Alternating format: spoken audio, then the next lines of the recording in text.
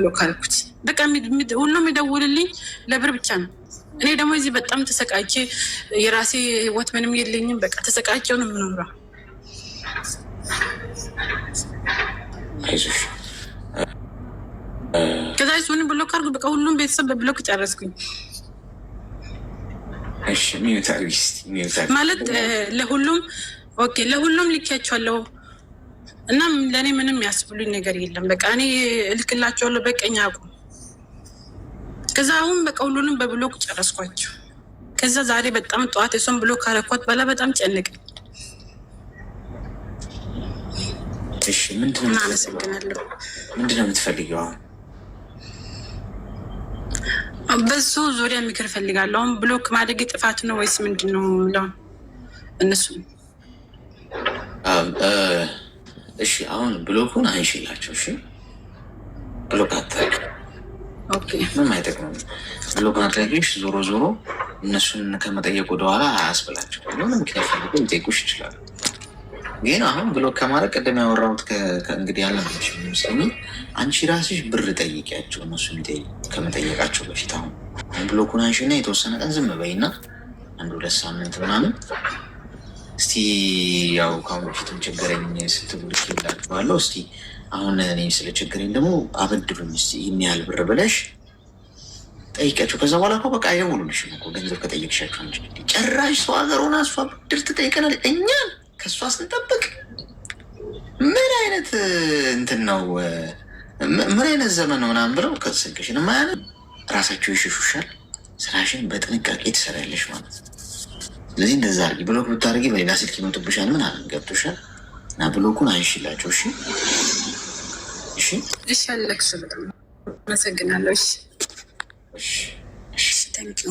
አመሰግናለሁ በጣም አስችልም። ከሀገር ውጭ ያለ ሰው አሁን ይሄ ለሁላችሁም ይሰራል። ግዴታ እዚህ ሀገር ያለ ሰው መሆን የለበት። የትም ሀገር ብትኖሩ ሆነ ሰው ብን ብሎ ጥሏችሁ ሊጠፋ ከፈለጋችሁ ችግር እናንተ ቀድማችሁ ወደቁ፣ ተቸገርኩ፣ አጣው፣ ጤና ይስጥልን፣ ተራብኩ ምናምን ብትሉ በቃ እንዲህ አይነት ሰው ማንም አይፈልግም። ኔስ ሰው አጣን ሰው አይፈልግም። እሺ ይሰማል? አሎ አሌክሰው እንኳን ደህና መጣሽ። እንኳን ደህና ቆየኝ። ይሰማል ድምፄ? በደንብ ይሰማል። ምን እንታዘዝ? የአንተ ደግሞ አይሰማም አሌክሰው። ቆይ እስኪ አንዴ ኤርፎኑን ላውጣ መሰለኝ። ድምፄ አይሰማችሁም እንዴ? ድምፅ ትንሽ ብዙም አይሰማኝም። እኔ ይሰማ? አሁን እየሰማው ነው። እሺ ንገሪኝ። ይሰማል? እኔን እየሰማኝ ነው? ይሰማል። አዎ የኔ እንኳን ትንሽ ያው የቤተሰብ ነገር በጣም ትንሽ ከበድ ያል እና ዛሬ ስለ ቤተሰብ ነው ይመስለኛል። እነሱንም እያዳመጥኩ ነው። ያው ዞሮ ዞሮ እኔም ደግሞ ያው ነው የነበርኩት ሱዳን በነበርኩበት ሰዓት እንደምንም ብዬ ሱዳን ሀገርም ሆኜ ለእነሱም አግዤ ቤት ሰርቻለሁ፣ ለቤተሰቦቼ ማለት ነው። ለራሴም ደግሞ በባሌ ሀገር ላይ ቤት ሰርቻለሁ ማለት ነው። እና ለቤተሰቦቼ የሰራሁት ቤት አባቴ ከሞተ በኋላ እናቴ ብቻዋን ስትሆን ታላቅ ወንድሜ ያለና እሱ ተቸግሮ እሱም ቤት ለሱ ለቃለት አንድ ክላስ ውስጥ ገብታ ትኖራለች እናቴ ማለት ነው። እና እኔ ደግሞ ከትንሽ አመት በኋላ ከዚህ በፊት እንደው ገብቼ ተናግሬክ ነበር እና እኔ ባሌ በሊቢያ መንገድ ነው የሞተ ማለት ነው። ቤቴም ደግሞ እዛ በትግራይ ክልል ነው የሰራሁት። እሱ ደግሞ በጦርነት ሰበብ ወደመ ማለት ነው። እና እኔ ለራሴ በቃ ቤተሰብ ጋር ምንም የለም። ለእኔ የተባለ ቤት ለእናቴ የሰራሁት ቤት እንግዲህ ያው ለእሷ ነው የሰራሁት። ለወንድሜ ተሰጥቷል። እሱ ታላቅ ወንድሜ ነው፣ የልጆች አባት ነው። ያው እሱም ችግር ስለሆነ እኔም ደግሞ በጣም ነው የምወደው። ምንም ነገር የለውም፣ ያው ችግሩ ላይ ነው ያለው። ምንም ማድረግ አይቻልም። እኔ ደግሞ አንድ ክላስ ቤት ውስጥ ከእናቴ ጋር እየኖርኩ ተነስቼ ባሌ በዛ በበረሃ አድርጎ ሊቢያ ሲገባ እንዴት ምን እንደማድረግ ሲያቅተኝ ተነስቼ ወደ ሳውዲ አረቢያ ሄድኩ፣ ልጆቼን ጥዬ ማለት ነው። እና ልጆቼ እናቴ ጋር ይኖራሉ። ታናሽ ወንድሜ ደግሞ 2 ልጆች አለው። ታላቅ ወንድሜ 6 ልጆች አለው። ቤተሰብ አንድ ላይ ናቸው። ልጆቼ ደግሞ ያው በዛ በስደት አገር ያው እኛ እንቸገራለን እንጂ ልጆች ትንሽ ቀብጦ ነው የሚያድጉት ማለት ነው። እናችን 2 አመት ልጆችን ቤተሰቦቼ ጋር ጥዬ ሲሄድ በቃ በጣም ከበዳቸው ማለት ነው። ከቤተሰብ ጋር እንደዚህ ተሰብስቦ ቤተሰብ ልጆች መሀል እናቴ ደግሞ እናት ናት። ያው እነዛም ልጆች ናቸው፣ እነዚህም ልጆች ናቸው። እኔ ያችን 2 ዓመት የሰራሁት በአንድ ጎን ባሌን እያልኩ በአንድ ጎን እነሱን እያልኩ ከሳውዲ አረቢያ ስመለስ አሌክሶ ምንም ነገር የሌለኝ ወደ ሀገሬ ተመለስኩ ማለት ነው። ምንም ነገር ሳሊዝ እሱም ያው እንደ ፈጣሪ ሆኖ በእኔም ብሬም አልቀረም፣ እሱም ያው ሞቶ ጠፋ ማለት ነው። እና እሱን ትቼ ደግሞ ከዛ በኋላ አገሬን ከገባ በኋላ ተመልሼ ገባሁ ከሳውዲ አረቢያ። ያው ምንም የምሰራው ገንዘቧም ትንሽ ነው። ትቼ ዝም ብዬ ወደ አገሬ ተመለስኩ። ልጆቼንም እስቲ ያለሁበትን ሁኔታ አለ እኔ ዝም ብዬ ሰርቼ ገንዘብ መላክ ምንም ዋጋ የለውም። ገንዘቡን አሌክሶ በወር 30 ሺህ ብር 20 ሺህ ብር ብልክ ልጆቼ ምንም ነገር እንትን ማለት እንደ ማንኛውም ልጆች ሊኖሩ አይችሉም። እኔ በገንዘቤ አልቀርም።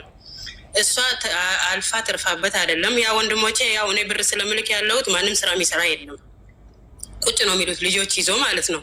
እና እናቴ ናት እንትን የምትላት ማለት ነው። ከዛ ምን እንደማረግ ግራ ገባኝ። አገሬ ገብቼ ያው መፍትሄ መፍጠር አለብኝ ብዬ እሰማለሁ። ሰው እንደዚህ እያለ ይናገራል።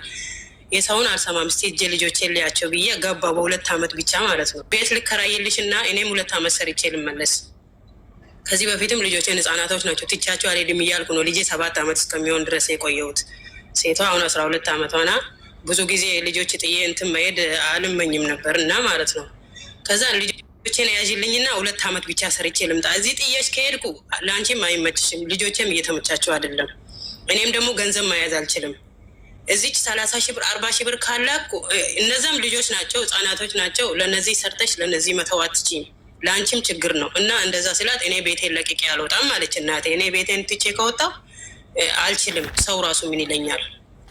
እንደዛ ስትለኝ እኛን ደግሞ ያሳደገን አጎቴ ነበር እና የ17 ዓመት ልጅ ያለው ማለት ነው። እኔ ስኳር ታማሚ ነኝ ማለት ነው። እዚህ ሀገር ራሱ እንደዛ እየሆንኩ ነው የምሰራ። ለእናቴ እንደዛ ብዬ አልተናገርኳቸውም፣ ለማንም እንዳትጨነቅ ብዬ ማለት ነው። እዛ ልጆቼን እዛ ጥዬ መጥቼ በቃ አሁን እነሱ ጋር ትንሽ ትንሽ ብር እየላኩ ያው አጎቴ ምንም ህጻናቶች የለውም። ያቺ አሁን የ17 ዓመት ልጅ ናት። አንድ ወንድ ልጅ አላቸው። እሱ ውጭ ነው የምውለው። እነሱ 2 ናቸው። ብዙ ጊዜ አያስቸግረኝም። ልጆቼም ደግሞ ትንሽ ምግብ ራሱ በልተው ያርፋሉ።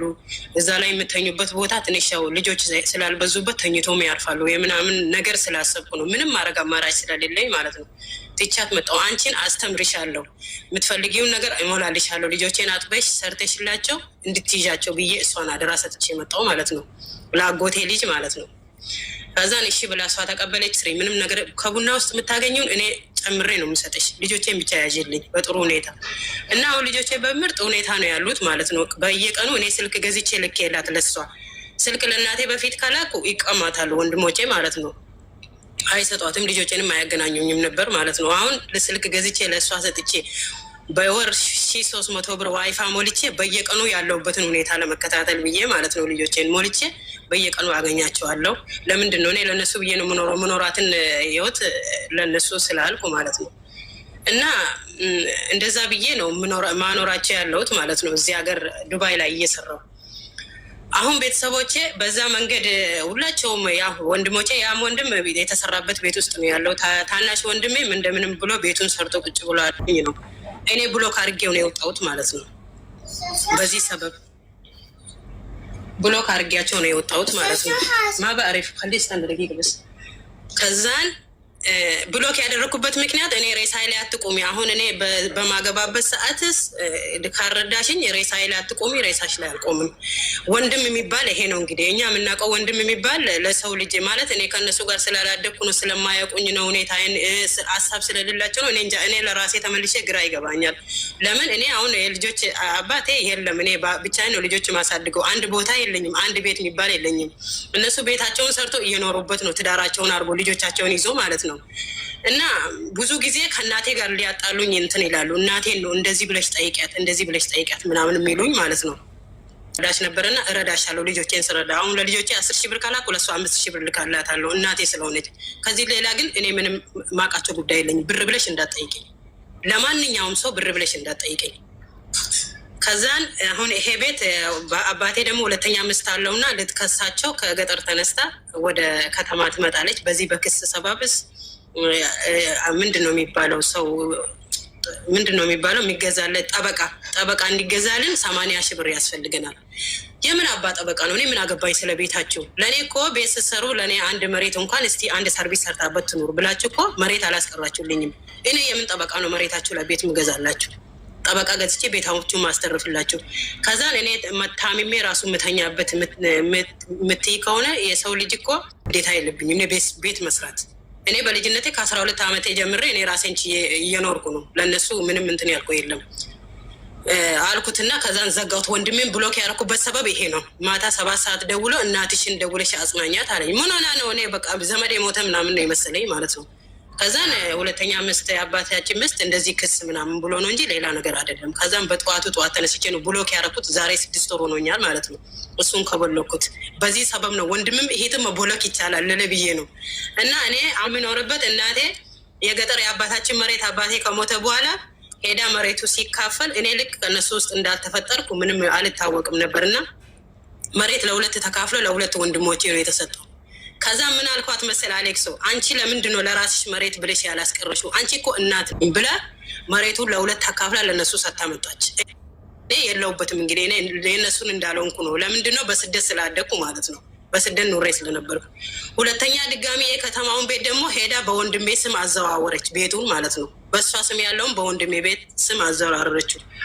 2 ክፍል አስቀርታ ባዲም በሰውለቅ 2 ይሄን ከተማ ያለውን ደግሞ ያ ቤት እኔ ለእናቴ የሰራሁበት ቤት እያለ ወንድሜ ታናሹ ሰርቪስ ቤት ሰርቶ ሰርቪስ ቤት ውስጥ እየኖረ ሁለተኛ ድጋሚ ደግሞ ትልቅ ቤት ሰርቶ ማለት ነው። ትልቁ ቤት አሁን በር ምናምን አልተሰራበትም ተብሎ ቆሞ ነው ያለው። እሱ ሰርቪስ ውስጥ ይኖራል። እናቴ 1 ክላስ ቤት ውስጥ ነው የምትኖረው። እና ይሄን ሁሉ ራሱ ለምን እንደዚህ ታደርጊያለሽ አንቺ? ለምን ቤትሽን ለቀሽ ትወጫለሽ? እሱ እኮ 6 ልጅ የወለደው እኮ ስላለው ነው። ባይኖረው አይወልድም ነበር የሰው ልጅ ማለት ነው። እኛም እኮ ወለደው እሱ ከልጆች ጋር እየተቸገረ ነው እንደዚህ የሆነ ነው የምትለው ማለት ነው። እና ከዛን እንደዛ ብላኝ ከሁሉ ነገር ውስጥ አወጡኝ። ከእንትን ውጭ ነው ያደረገችኝ ማለት ነው።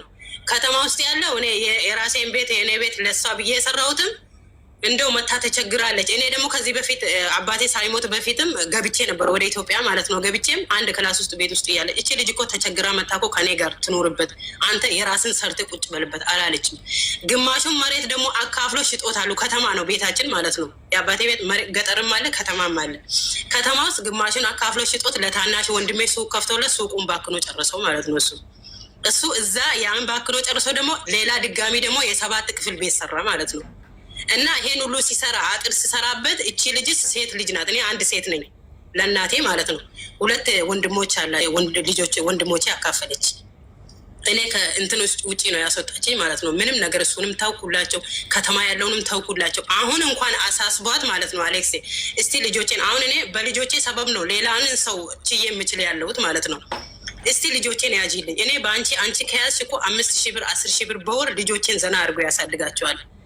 አንቺም ትይዣቸዋል። እኔ ራሴ ሰውናለሁ ብዬ ስለምናት እኔ ቤት ለቅቄ ያልወጣም ማለት። አሁን ደግሞ ለጠበቃ ለምን በቃ ምንም ነገር ማታወራ ነገር የለም። አሁን እቺ ልጅስ ወላሂ ባለፈው አሌክሶ የመጨረሻ እናቴ ትሙት በሽተኛ ነው የሆንኩት ተመልሼ ማለት ነው። እንዴት እናትስ እንደዚህ ትናገራለች?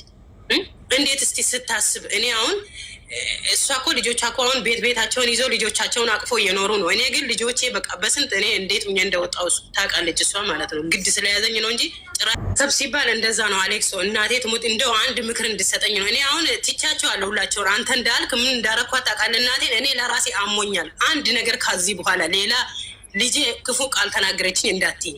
እኔ ለራሴ እንደዚህ ታማሚ ነኝ።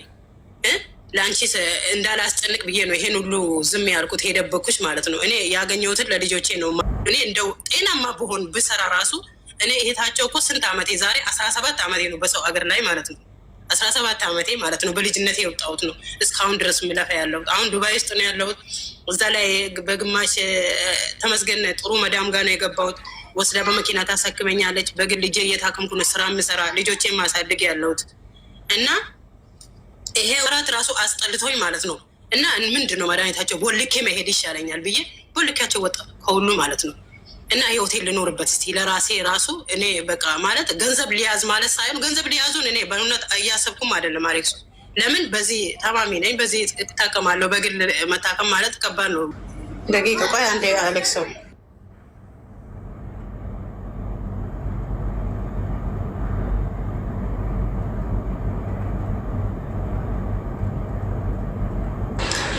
እስቲ ሜምበር ሁኑ። ከላይ ከስሜ ጎን ያለው ልብ ቅርጽ ምልክት እየነካችሁ ሜምበር ያለው ናችሁ።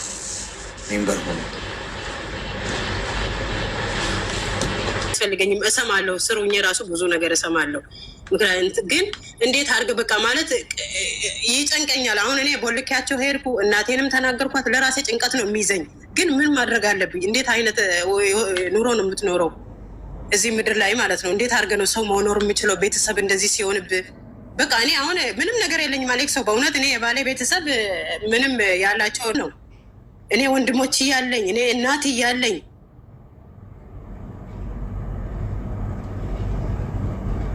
ሰው ስለተናገረ ምንም እንትን አይለኝም።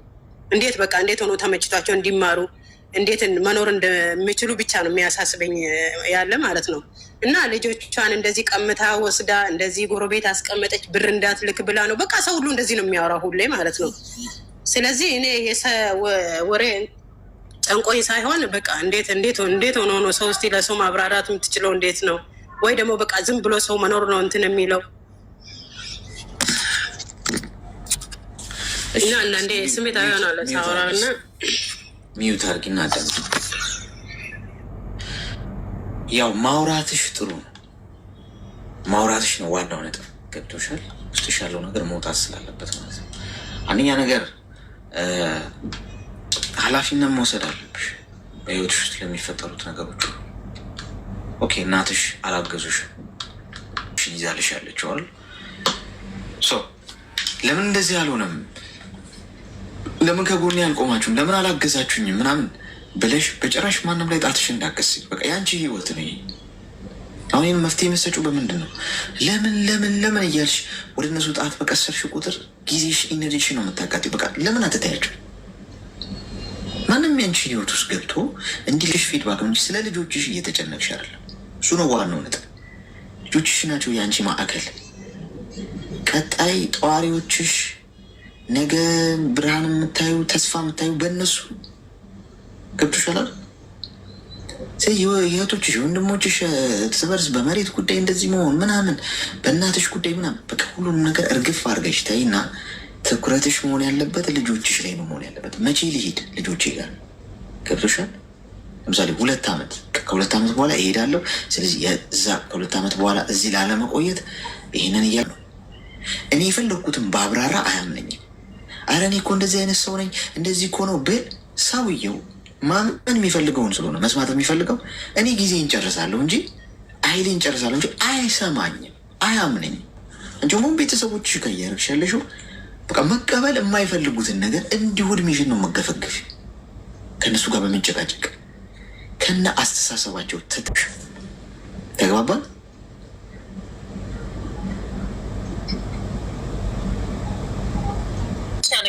አለው እያዳመጥኩ ነው። እንደዛ አድርጊ እሺ። እሺ አመሰግናለሁ አባትሽ። ወይ ታሪክ አንዳንድ ጊዜ ለሁሉ ነገር መልስ አይሰጥም። ክብራን ለሁሉ መልስ አይሰጥም። ለተባለ ሁሉ መልስ አይሰጥም። መጥፎ ቀን ላይ ያላችሁ ሰዎች፣ ተስፋ ለመቁረጥ እየተንገዳገዳችሁ ያላችሁ ሰዎች ኑ እስቲ እና እናውራው።